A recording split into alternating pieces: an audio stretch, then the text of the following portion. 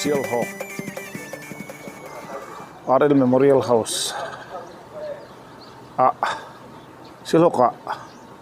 computer zirna hong tan ni atu kun sing tang hian bulan tana anan thli thuak tu don ni thingtlanga hatiang zirna kanan nei rup mai hi alomom kan ti hle ni video toy in kanan siam nga engtin nge helai thingtlang kil khora hian tinga computer zirna te anan in room han theidan te arem chan chuan kan se thei turangai la ei zingkara le tlaya hian an tinge engtiang kalpui dan te po hin kin zela asial ko mai ni lovin khochen om te thlang pon runjir don om pon lawam ti thei zel tura karangai ani a saitong khan tukin zingkar atang hian tran chau ani a Februari kuwa sani le somni paruk ani a engtinge anjir dan he zingkar le tlai ni nge engte kalpui dan VCP om hlau mai pu islal ming lua atu soi hian ngai thapot mai teng voin hi Februari kuwa ani a Seal Hawk Educational Development Committee malak na in computer zirna hon tan ani a hei alo mong khop maya he mi bultan tur hian VC10 ngai to na nasatak anan senga chuta chuan soilo theilo pazo nun sanga chaltlang silo khochuak te chung kuain computer a bultan nana ti in paruk min han pe a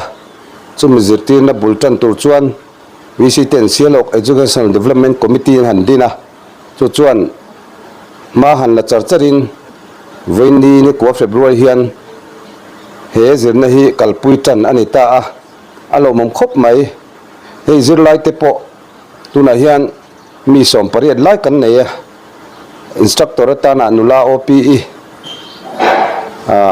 fel mai kan nei boka zen bul kan han tana tuna hian thei top choina nan de tang anga Seal Hawk khathalai te ta na masona ro pui tak a thlen nge hi kan be se ya tuna hian CCA zirna helai ngan kalpui ve ani a kan khwa ina masona na sa tak a thlen nge hi kan be se ni chuan tuna hian Village Council Building RL Memorial House a he zirna hi kalpui ani a tuna signboard a kan buang hian hetiang hi kan din hun ani a achung lam te po hi han fangkwal ta ila achang a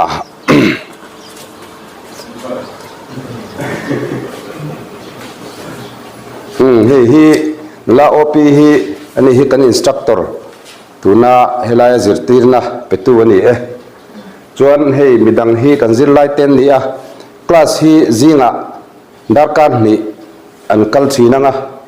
tlaya darkar khat chutiang chuan ro man na han siam phot ani a zirlai no pang hi atam zok zirdu po kan nei rualin tun huna hian kan computer te kan la nei tok lo wangin tam tak kan nei theilo roi chu poyang ren khop maya mar chu huna kal zelanga pathian zara aphui sui tel te po kan be se ni chuan hei kan zirna hi engzan nge fi ti te eng mo po han zona kha om thei ani a tuna hian zirlai pakhat hian thatin cheng sang ni choin an zira amaro chu hei thingtlang mi har sa te kan ni a tun din muna heng zong hi cheng sang ni po hi thilar sani wangin kan zirlai te ipakhat hian thakata cheng sang khat an pe anga chuan a fi an choi ve anga chuan cheng sang khat hi khotlangin contribution kan pe a an fi cheng sang ni hian an mangin cheng sang ni in an kal dona tununa hian he kan zirna hi pathian zara kaltron pui zel turain be seila helai khothen om mamo tak zirlai mamo tak te chung te po chunom kan ringa admission hi tun course zo ate hi chuan ai tam te po kan mu zel kan be se ni thalai te tunai computer khovel ani to wang hian thei top helam konga te pokan hoi hi poimo a tunai zirna tel lo chuan lo tlinna om thei to lova zirna in ma son don chuan amo sarkar na thok na handil don pon computer tel lo chuan tunai thilati thei to lo wangin he computer zirna hi poimo ani ti kha mi zong zong kan siat tlan le te kha kan du ani alo me pu islaming luwa sial hok VCP ania tunami kha achakom mai ran ro man tam te khotlangin July pakhat khacheng sang khat an tumpui zela an thlafi cheng sang ania thalhe maya helai sial hok ko chau ni lo tan te po antia apoi mo khop mai thingtlang kil khora khopui atanga kilometer za chuang fe sial hok ania a khotrenom vela tangpon zirdu khopui lut mai theilo te po tam tak khom theinia chungte tan po chun amna chor tang kai tlang view tura po han ngai taila a thale maya soila nang khan jingkar adakar ni tlailama dakar khat atia kha jingkar zirte khan dakar ni anti big don lam ni lovin mi som pariat la nia parukte te nan thena dakar khat den khan anti don ni tura kana ngai zui dewa kan soi non le du mai me klai kha chuan tunaya sukar na dildorin computer certificate angai ti zel te ni ta ka wangin hetiang ang hi kan lama mo na sadon zela nu le pa te pon azirna nai vai mani pul naya om lai hianin athe patopina hun tha om lai hianin karin zirtiu zel te po atha ani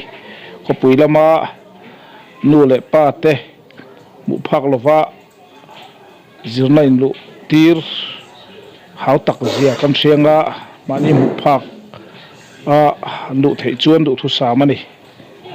tukin jing a hian kan channel kan an tilang alopom kan te mai kan channel a hian kan an tilang du ani silhok khuate an tran rual na ropui hle mai silhok khuwa mai ni lovin ko thenam zong te tan po la chhot tangkai zel turpon he computer zirnai du sakna kanan lana azirtir tu te azirlai nau pang te po en po thaviu tur kan ngaya result thatak te pon nei chauwe kang thiam tak turin en zirtir ngai ang ti po kan bei sei tlap ani tunlai khovel changkang zel mishing te po hi kalin update ve zel chu angai ani ber mai himo